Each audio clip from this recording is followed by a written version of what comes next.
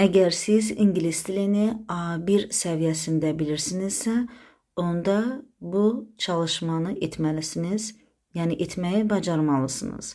Boşluqları doldurun və cavabları şərhdə yazın. Birinci tapşırığı etdikdən sonra bu testi həll edə bilərsiniz. İkinci tapşırıqda isə introduce yourself, yəni özünüzü təqdim edin.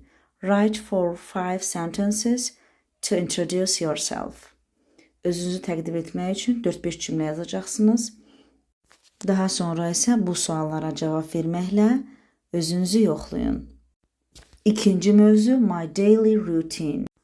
Write 6 sentences about what you do every day. Gündəlik etdikləriniz haqqında 4-6 cümlə yaza bilərsiniz.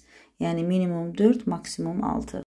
Və yenə də üçüncü mövzu, siz əgər A1 səviyyəsindəsinizsə, onda mütləq ailəniz haqqında danışmağı bacarmalısınız. Mövzumuz my family. Write 6 sentences about your family members.